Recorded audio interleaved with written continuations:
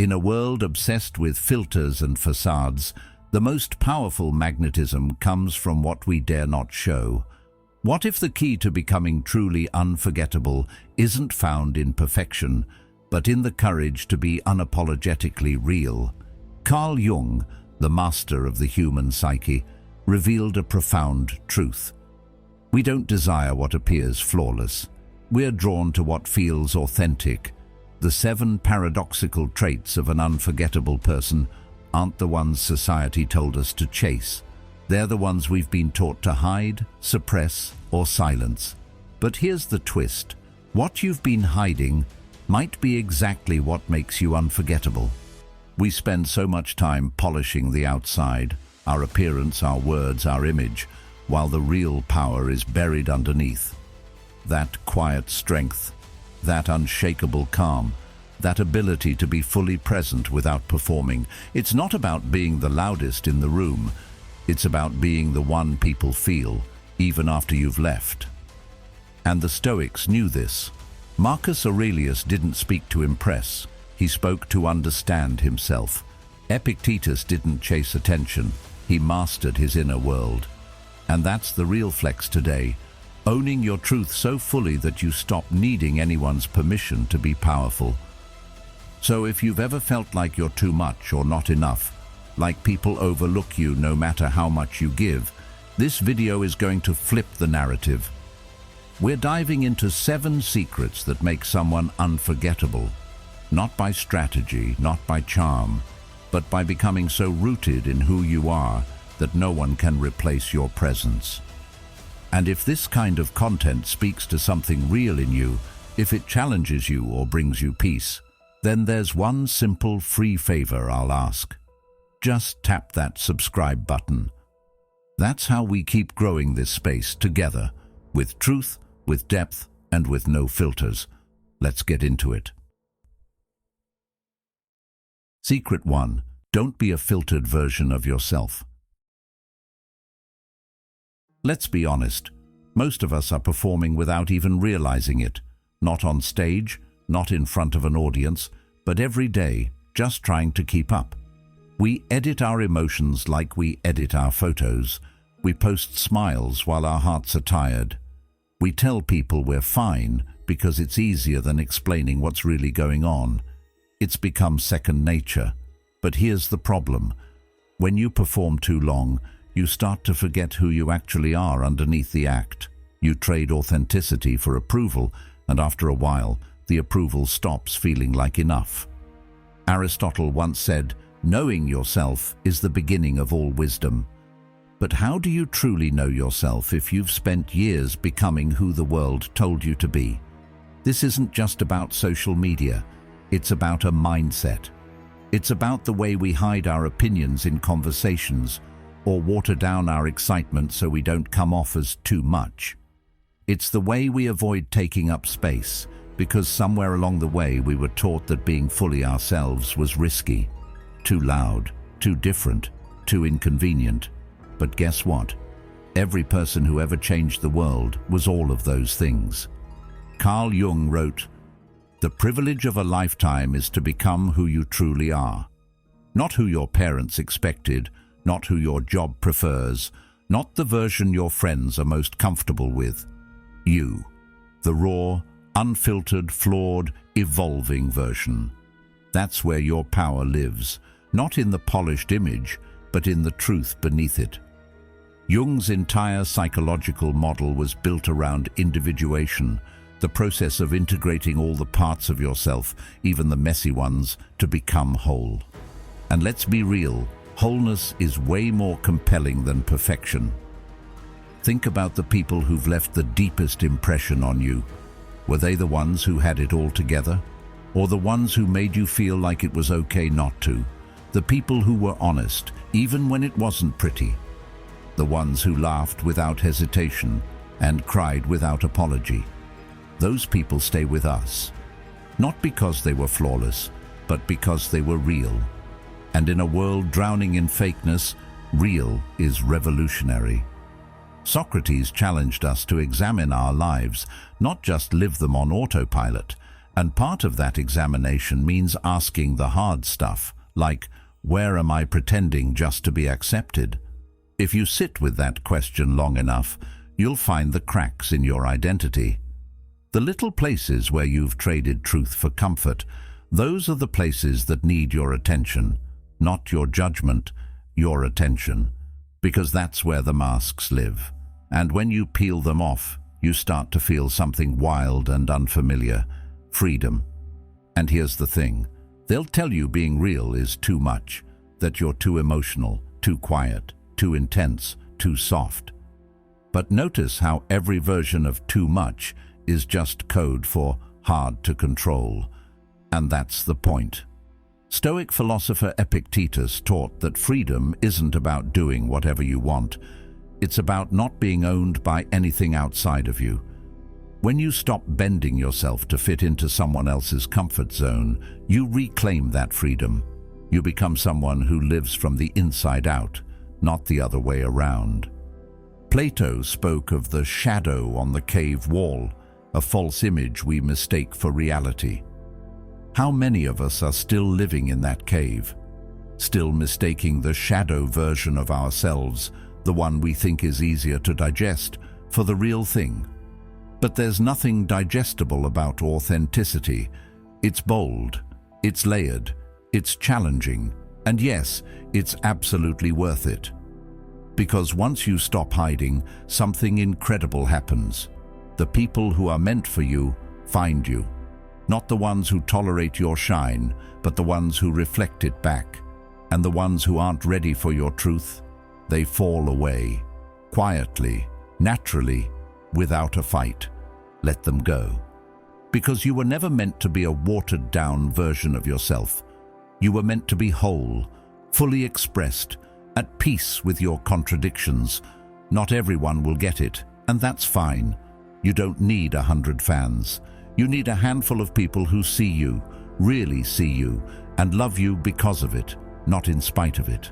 So the next time you find yourself playing it safe, putting on a mask to make someone else feel comfortable, pause. Ask yourself, is this me, or is this the version of me they'll accept? That one question can change everything, because self-respect doesn't start with boundaries. It starts with honesty, and the most important honesty is the kind you owe yourself. In the end, we're not remembered for being liked by everyone. We're remembered for being real with the few who mattered. Let your presence be something they feel, not just something they see. Let your authenticity speak louder than your appearance, and let your truth be the thing that makes you unforgettable. Secret 2. Grow without losing yourself. Growth is one of those things we all say we want, but not everyone understands what it really looks like. Because real growth, it's not just reading more books or hitting a new milestone. It's letting go of old versions of yourself without losing your soul in the process. It's choosing to evolve, not because you're chasing approval, but because you're aligning more and more with your true self. And let's be honest, some people confuse growth with performance. They shapeshift to fit in, not to level up. But fitting in has never been the same as belonging. One changes your outfit, the other changes your life. Plato once said, "The first and greatest victory is to conquer yourself." That's the heart of real transformation. It's not about impressing others with how much you've changed. It's about looking in the mirror and knowing that every step forward is something you chose, not something you were pressured into, not a survival tactic, not a mask, but a decision, a deep, quiet, grounded decision to become better, not for them, but for you. The Stoics had this figured out long ago. Marcus Aurelius reminded himself daily, waste no more time arguing what a good person should be one. Simple, director, no performance, just embodiment. Growth for the Stoics wasn't about achievements. It was about character. It was about becoming someone whose inner world wasn't ruled by outside noise. So while everyone else was out chasing popularity or pretending to have it all together, the Stoics were focused on the inner work, the quiet power, the stuff that lasts. And here's the thing. Evolving doesn't mean abandoning who you are. It means refining who you are. You don't throw away your essence. You expand it. You upgrade it, like a phone that still looks like yours, still functions like yours, but now runs faster, smoother, smarter. That's how your identity works too. You're not becoming someone new. You're removing the glitches, cleaning up the programming, and unlocking features you didn't even know were there. The truth is, you've always had the potential. Growth just brings it online. Carl Jung talked about individuation, the process of becoming whole, and part of that journey is shedding the parts of you that were built on fear, on pleasing others, on avoiding discomfort. Not everything you picked up along the way was meant to stay. Some beliefs, some habits, some identities, they were survival tools, and they served their purpose. But now, they're keeping you small, and the moment you recognize that is the moment you start to evolve consciously, not reactively, not because you're trying to prove something, but because you finally understand something deeper about yourself. Now let's clear something up. Choosing to grow doesn't mean you hate who you are now. It just means you love yourself enough not to stay stagnant. That's the difference. People who fear change usually think growth is about rejecting the present. But real growth is actually about respecting the present so much you refuse to let it be your limit. You say, "I've come this far, and now I'm ready to go further." That's not self-rejection. That's self-respect. Socrates believed that the unexamined life was not worth living. And when you start to examine your life, not with judgment, but with curiosity, you begin to see the patterns, where you've grown, where you're stuck, where you've compromised your values just to fit into rooms you never even wanted to be in. That awareness is powerful, because you can't change what you're not willing to face. But once you see it clearly, you get your power back. You realize you don't need to wait for permission to become the next version of yourself. You can just start. And listen, growth is messy. It's not all glow-ups and breakthroughs. Sometimes it's awkward. Sometimes it's lonely. Sometimes it means saying goodbye to people who only liked the older, quieter, more agreeable version of you. But let them go. Because you're not here to keep everyone comfortable. You're here to keep your soul awake. Aristotle said, "We are what we repeatedly do." Excellence, then, is not an act, but a habit. Growth is the same. It's not a one-time leap. It's a daily decision. It's choosing reflection over reaction, discipline over impulse, courage over comfort. And you won't always get it right. But the goal isn't perfection, it's progress. It's becoming the kind of person who doesn't need to announce their evolution, because it's written all over how you live, how you speak, how you carry yourself. You'll know you're evolving when your silence starts saying more than your explanations, when your peace becomes louder than your anxiety, when the things that used to trigger you now teach you, and when the people you used to chase now chase clarity, because you've made it so clear who you are and where you're going. So if you're sitting there wondering if it's time to change, here's your sign. Don't wait for rock bottom. Don't wait for permission. You're allowed to outgrow what once felt like home. You're allowed to shift, to stretch, to let go of labels that no longer define you. Growth isn't betrayal. Growth is truth. And when it's rooted in your values, not your fears, it becomes something no one can take from you. You don't grow to be loved. You grow because you already love yourself enough to move. And that's what makes you unforgettable. Not the version of you that stayed the same for acceptance, but the version of you that kept becoming, no matter who didn't get it. Keep becoming. Keep becoming. Secret 3. Own your flaws like a boss. We've been sold this illusion that to be loved, respected, or remembered, we have to be flawless. That we need to clean up every rough edge, erase every past mistake, and wear this polished version of ourselves like armor. But here's the truth that no one tells you until you're exhausted trying to keep up. Perfection doesn't connect people. Pain does, struggle does, humanity does. Nobody bonds over how perfect your life looks on the outside. They bond over the moments you got knocked down and still chose to rise. Aristotle said, "Knowing yourself is the beginning of all wisdom." But real self-knowledge doesn't come from studying your strengths.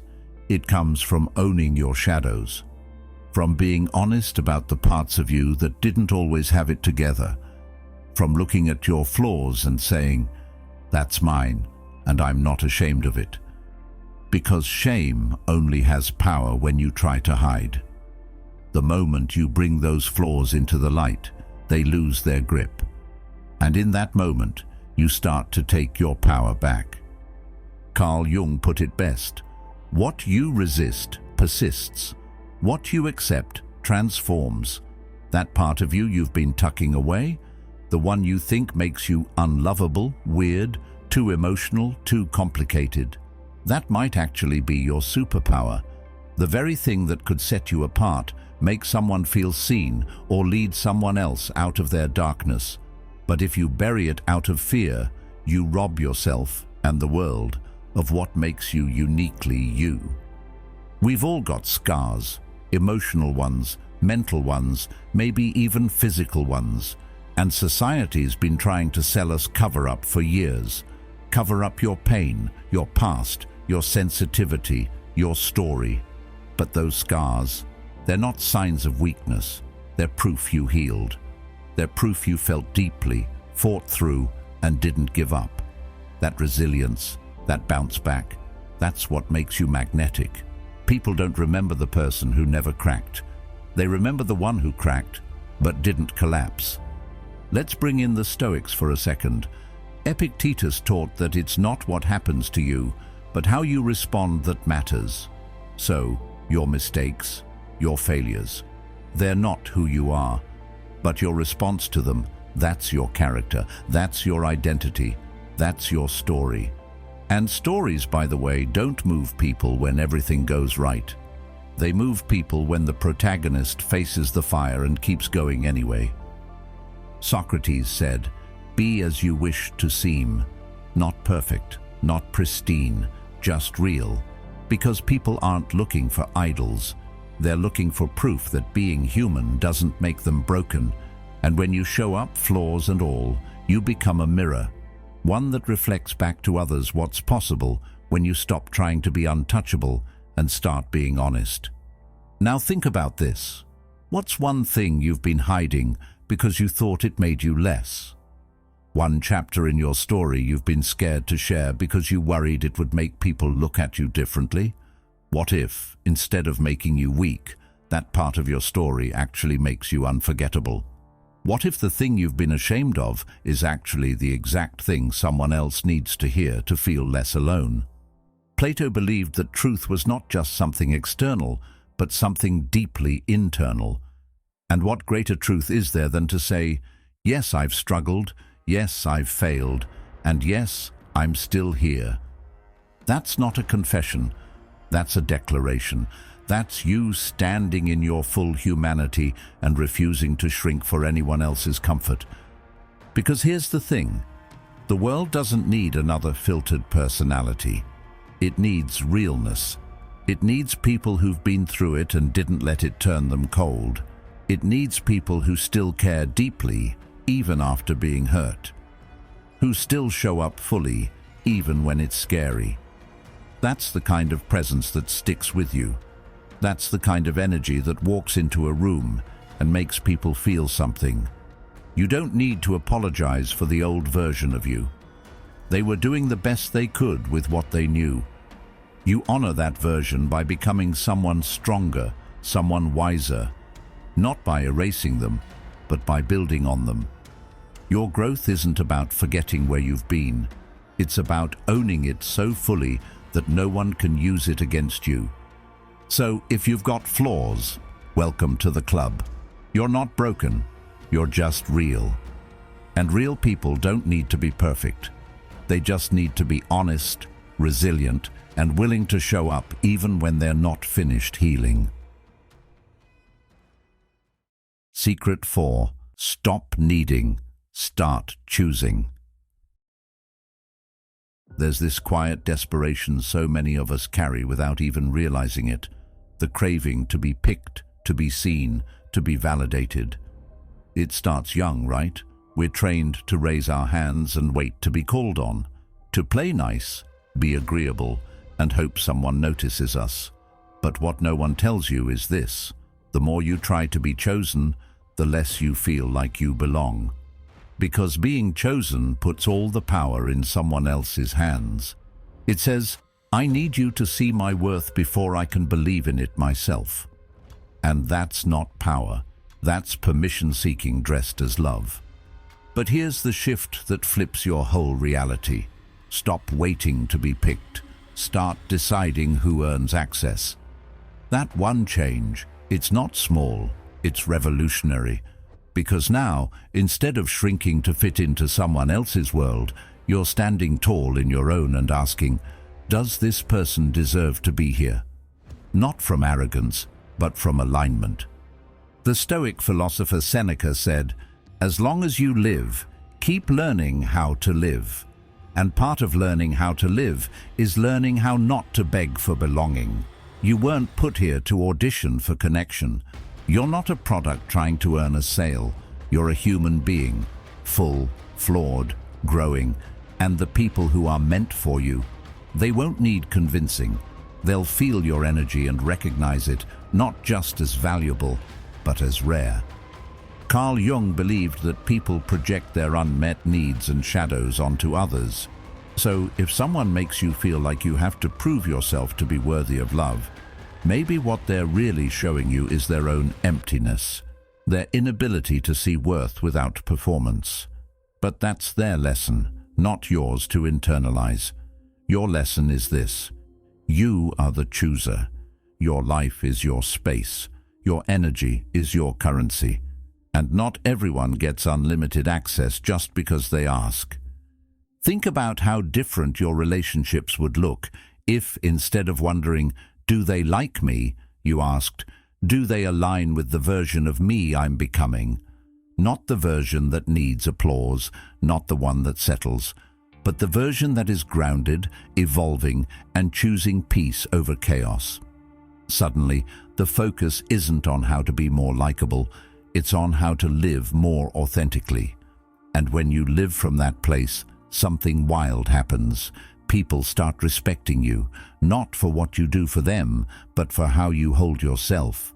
Plato once said, the measure of a man is what he does with power. And personal power, real, grounded, non-performative power, comes from having standards. From knowing that love, attention, and intimacy aren't things you chase. They're things you welcome when they come from the right place. You get to decide who steps closer and who stays at the gate. Not to play games, but to protect your peace. And let's be real, peace is expensive. You've fought for it. Don't give it away for cheap. There's a confidence that doesn't need to speak, a presence that doesn't need to perform. When you stop chasing approval, people feel it. They feel your self-respect. They feel your boundaries. And something in them, consciously or not, starts thinking, this person's different. I don't want to lose this. That's what makes you unforgettable. Not because you were the loudest, not because you were the most agreeable, but because you were whole, and you didn't hand out pieces of yourself to everyone who smiled at you. Socrates taught that the secret to change is to focus all your energy not on fighting the old, but on building the new. So build this version of you, the one who doesn't shrink, the one who doesn't ask to be chosen, the one who knows that the right people will never make them question their worth. And the wrong ones? Let them go. You don't need their permission to be powerful. So from now on, don't measure your value by how many people want you. Measure it by how true you are to yourself. Because when you show up with that kind of energy, that kind of intentionality, people feel it. And more importantly, you feel it. You walk different. You choose better. You no longer need to be chosen. You already are, by you, and that's what changes everything. Secret 5. Be intense, without apology.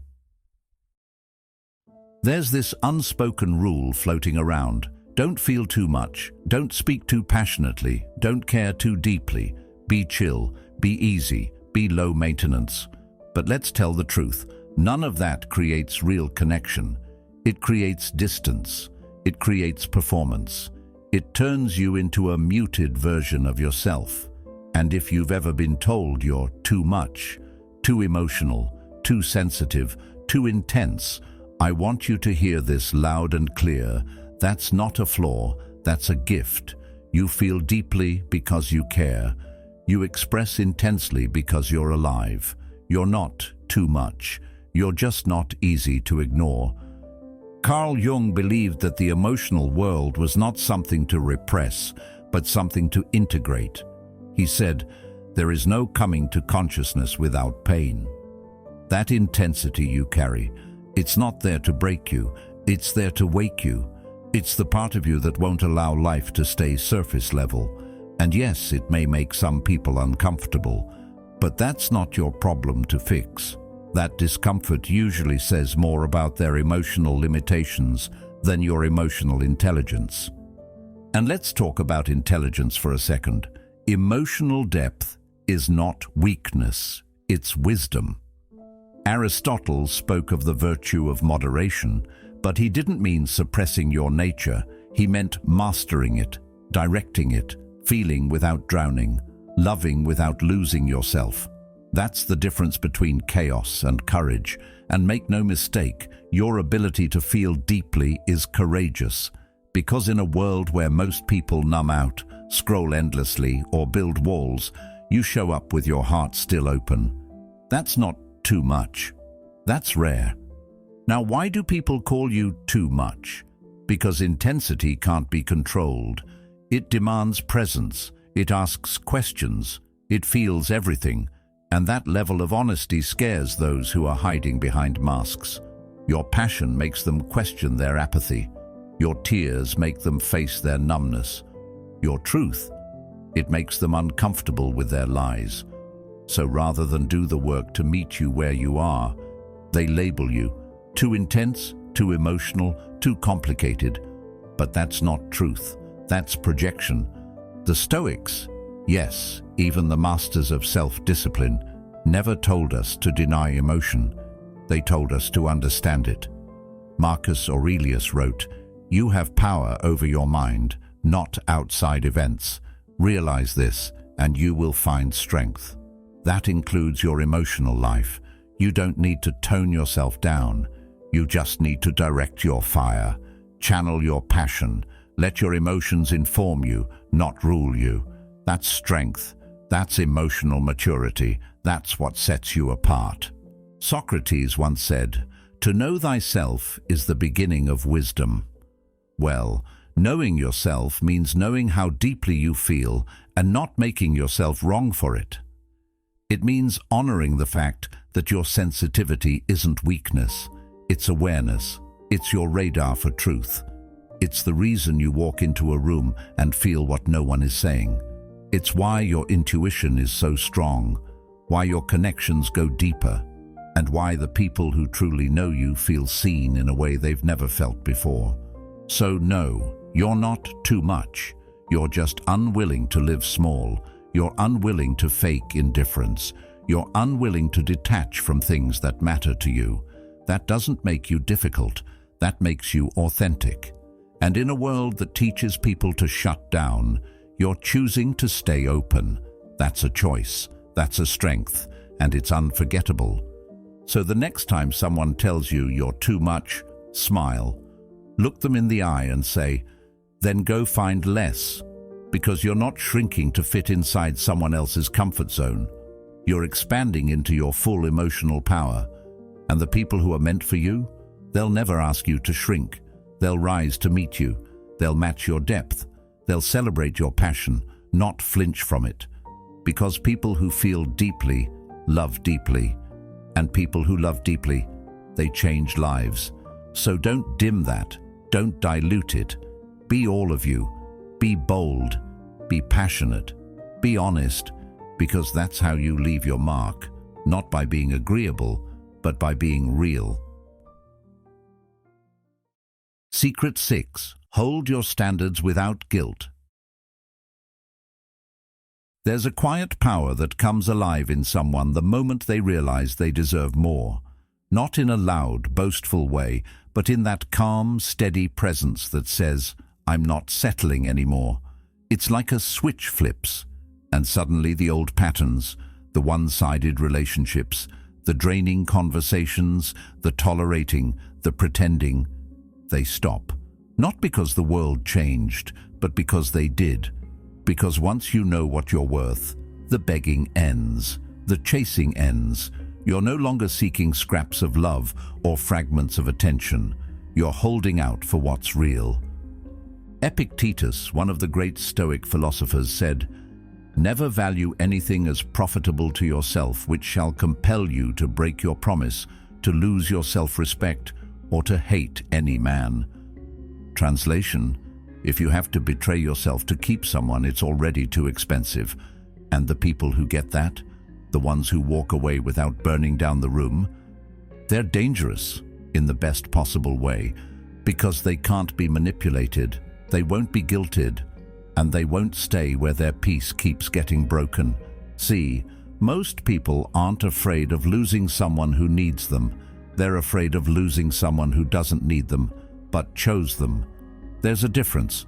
When you know what lifts your energy and what drains it, you stop making decisions from loneliness. You start making them from clarity, and that's rare. That's magnetic. That's what makes people want to earn a place in your life instead of assuming one. Carl Jung said, "The most terrifying thing is to accept oneself completely. But the truth is, once you do, you stop asking others to do it for you. And when you're no longer performing for love, people start seeing the real you. That version, the one who's grounded, self-respecting, unwilling to play small, is the version they don't want to lose, because that kind of presence is stabilizing. It's refreshing. It's real. But let's be clear. Boundaries aren't walls. They're filters. They don't push people away. They let the right ones in. Boundaries say, here's what I will allow. Here's what I won't. Not because I'm cold, but because I'm clear. And that clarity, that's what keeps your energy safe. That's what makes sure you're not constantly in repair mode, recovering from things that should have never gotten through your door in the first place. Socrates taught that the secret of change is to focus all of your energy not on fighting the old, but on building the new. So if you're tired of being drained, overlooked, or taken for granted, maybe it's time to stop trying to fix the people who don't know how to value you. Maybe it's time to build a new standard, a new way of showing up that doesn't bend just to keep the peace. Because peace that costs your self-worth is just disguised self-abandonment. And here's the thing, knowing what you deserve doesn't mean you think you're better than anyone. It means you've finally decided you're not less. That decision changes the way you speak, the way you love, the way you choose. You stop entertaining half effort, half presence, half truth. You don't demand perfection, but you require consistency. You don't want fairy tales, you want honesty. And you stop asking, am I asking for too much? And start asking, why was I settling for so little? Aristotle said, we are what we repeatedly do. Excellence, then, is not an act, but a habit. So let self-respect become a habit. Let saying no when something feels off become natural. Let choosing peace over popularity become your go-to move. The world will adjust. The wrong ones will fall away. The right ones will rise. So here's your challenge. Revisit your standards today. Not your wish list, not the fantasy, but your non-negotiables. The things that protect your peace, that protect your time, that protect you. Because once those are in place, you stop waiting to be treated right. You start expecting it. And that changes everything. Secret 7. Love from fullness, not from lack. There's a kind of love that feels like pressure, like weight, the kind that whispers, "Don't leave me, I need you to be okay." It's not bad intentioned, but it's heavy. It's the kind of love that suffocates instead of supports. And here's the reason why. When you love from a place of emptiness, that love becomes a transaction, a subtle plea for emotional survival. You're not really offering love, you're offering need. And that kind of love, no matter how sincere, ends up exhausting both people. Carl Jung said, "The most terrifying thing is to accept oneself completely." But that's also where real love begins.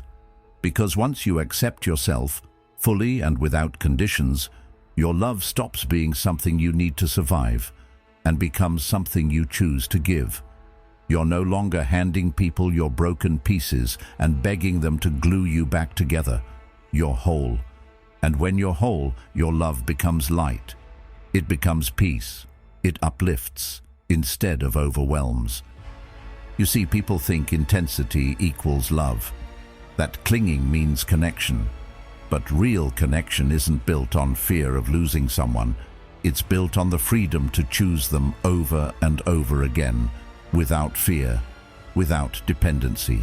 And that kind of love, it's rare, because it's not about possession, it's about presence. It says, "I'm here because I want to be, not because I'll fall apart if I'm not." The Stoics taught that our peace should never be at the mercy of things we cannot control. Epictetus reminded us, "Only the educated are free," in this case, emotionally educated, free from the need to be validated to feel worthy, free from giving love just to receive it back. When you've done the inner work, when you've filled your own cup, you don't chase love anymore, you radiate it. And radiance is unforgettable. Think about it. When someone walks into a room with calm confidence, with joy that doesn't rely on others, you feel it. It's magnetic, it's grounding, it's healing, and people fear losing that kind of energy, not because it feeds their ego, but because it awakens something real, something stable, something sacred. You don't get that kind of presence from someone who's emotionally starving. You get it from someone who knows they're already full, and anything they share is a gift, not a cry for rescue. Socrates once said, "The hottest love has the coldest end." That's the kind of love born from obsession, from neediness, from trying to fill a void through someone else. But when your love starts from fullness, when it flows from a life you've built, peace you've earned, joy you've discovered in your own silence, that love doesn't burn out. It evolves, it breathes, it doesn't collapse under its own weight, because it's not asking to be saved. It's offering a hand to walk beside someone. This is why it's so important to fill your own cup first, not later, not when someone worthy comes along. Now, because if your cup is empty, you'll drain every connection, trying to quench a thirst only you can satisfy.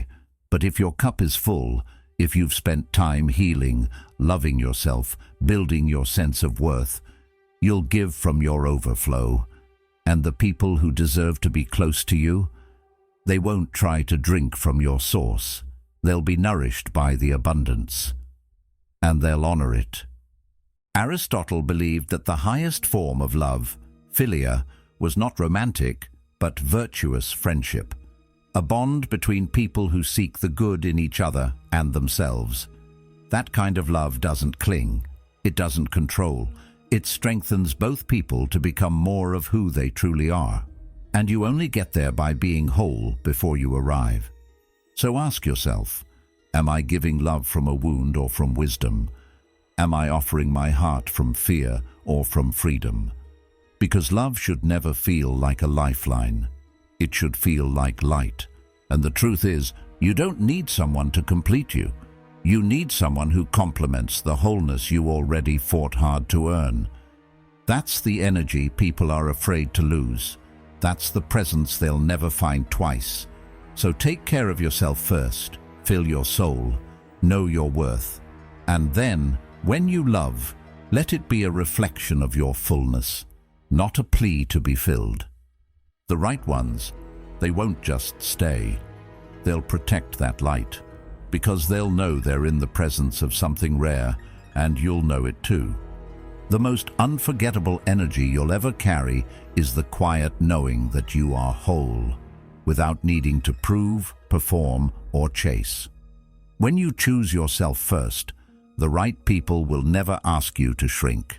They'll rise with you. If this message stirred something in you, there's another video waiting right here on the screen that will take you even deeper. Trust me, you don't want to miss it.